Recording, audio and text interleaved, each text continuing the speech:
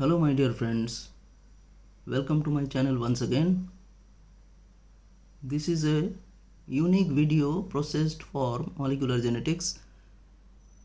It is a description on central dogma and all its processes. Basically, it contains all of them, means replication, transcription, translation, etc. All of them. So if you haven't subscribed my channel till now, please do it and please share this video to as many people as possible. Thank you once again. Let's start. The central dogma. Central dogma was first proposed by Francis Crick in 1958.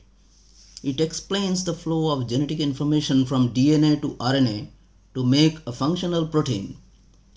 Now this is the entire process shown over here. DNA is transcribed into RNA and RNA is translated into protein. This is the actual central dogma. Now, after few years, it was described that RNA can be transcribed back to or translated back to DNA. This is called reverse transcription. Since transcription is unidirectional from DNA to RNA only, but it was found in some retroviruses that RNA can be converted into DNA with the help of an enzyme called reverse transcriptase that was described by Temin and Baltimore. It is the biggest revolution. Discovery of retroviruses having RNA as the genetic material and having enzyme reverse transcriptase. This enzyme turns their RNA genome into DNA. This modifies the central dogma. In 1964, Temin proposed that retroviruses translate its RNA into DNA, which then is redirected the reproductive activity of the cell, transforming it into cancer cell. Retroviruses means one of the retroviruses is the HIV. In 1975, Temin shared Nobel Prize with Professor Dall'Ospecchio and Baltimore for this revolutionary discovery. The steps of central dogma.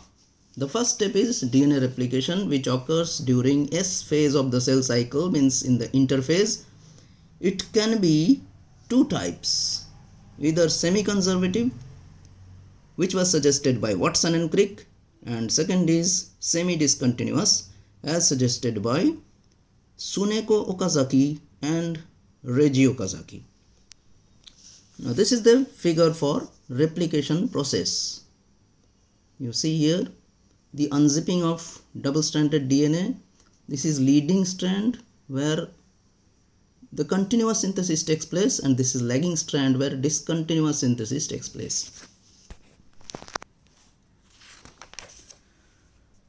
Now the replication fork, which is a Y-shaped structure, you can see over here. This is Y-shaped structure. Replication fork, a Y-shaped structure formed at the area of DNA opened or unzipped by enzyme helicase. It is so named. Why is it named as replication fork? Because it looks like a fork of the road. Mechanism. Number one is opening of double-stranded DNA and separation of the strands. The two strands uncoil at a specific site called ori or origin with the help of enzyme helicase. Remember this, helicase. It is helix breaking enzyme. Initiation of replication occurs at the 3' end of DNA template.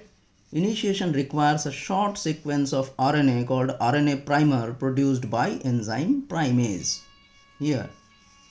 Second is DNA polymerase enzyme adds nucleotides complementary to the DNA template in 5' to 3' direction and produces a growing chain.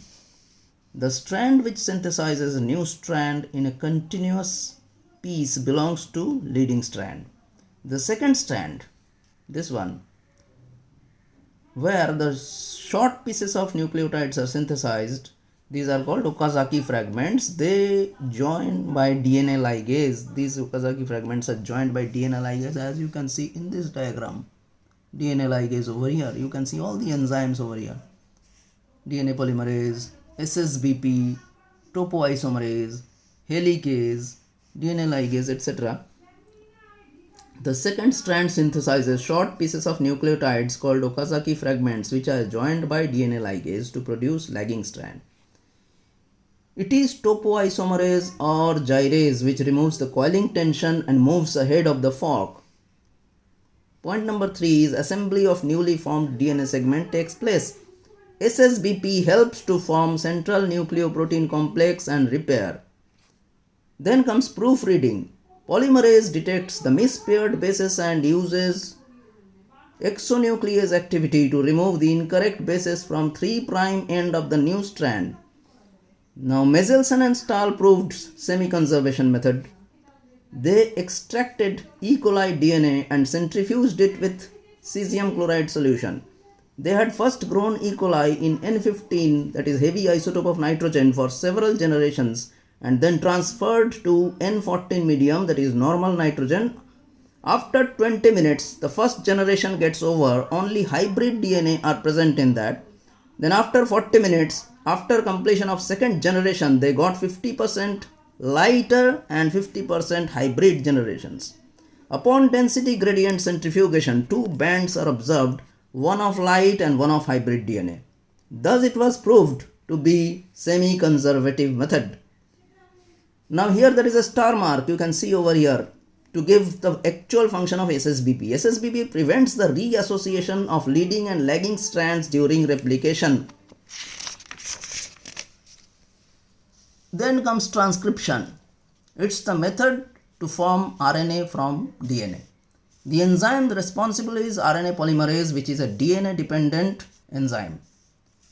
This is the figure of transcription unit, which consists of a promoter, a structural gene and a terminator. It has got two strands. Template strand means 3' to 5' is template strand and 5' to 3' is coding strand. It consists of promoter. Two important sequences are present in the promoter. One is -10 consensus sequence having bases TA, TA, AT, which is known as Tata box. In prokaryotes it is known as Pribnow box. It recognizes RNA polymerase. Now B is -35 consensus sequence TTGACA in the non-template strand. Tata box recognizes polymerase with its core enzyme along with sigma factor. In prokaryotes, RNA polymerase core enzyme contains alpha, alpha, beta, beta dash and omega. Sigma factor acts as initiator. Now this you can see over here, this is RNA polymerase. This one, it's a holoenzyme consisting of this core enzyme, and this one, the green color one, that is called sigma factor. The sigma factor plus core enzyme gets attached to the template strand at the template strand. This is initiation process. Second is the structural genes part. It is the RNA coding region. It is a sequence of DNA that is to be copied into an RNA. During transcription, RNA polymerase keeps moving over the template strand in 3' to 5', adding new nucleotides in 5' to 3'. This is called elongation process. Third is terminator sequence. This is the end of transcription occurs over here when RNA polymerase transcribes a terminator. They are of two types. One is Rho independent, which RNA polymerase can itself recognize, and another is Rho dependent, which is due to a protein called Rho factor. Transcription stops over here, and then HNRNA means heterogeneous nuclear RNA is produced, which needs to be processed due to formation of mRNA. This transcription ends. After ending, still there is something left over, that is post-transcription processing. These are three things. One is splicing, where heterogeneous nuclear RNA contains introns and exons, which are non-coding and coding regions respectively. The process of removal of introns and joining of exons by the help of spliceosomes is called splicing. Second is capping. Capping means covering of the first nucleotide at the 5' end of RNA by 7-methylguanosine triphosphate cap by a triphosphate bond. Third is tailing. The adding of a segment of polyadenylic acid poly A at 3' end of RNA to make it resistant to any attack of nuclease enzyme is called tailing. This is called poly A tail. Again, there is a star mark over here. Before transcription, means before the beginning of transcription, the DNA needs to be uncoiled, isn't it? The DNA gets uncoiled by the same enzyme helicase which was used at the time of replication, and the coiling tension is also removed by the same enzyme topoisomerase. So this ends transcription. The third one is translation, which is the process of translating RNA into a protein. The steps are actually, there are 4 steps. First step is charging, but we have taken it into initiation process. Number 1 is initiation. First, it is to be activated. The amino acid has to be activated by charging. It is activated with the help of ATP and catalyzed by amino acid synthetase enzyme. The first step is amino acid plus enzyme plus ATP to form AA-AMP enzyme complex, and pyrophosphate is released. The step 2 is tRNA reacts with AA-AMP enzyme complex to form AA-tRNA plus AMP plus enzyme. This AA-tRNA is called charged tRNA.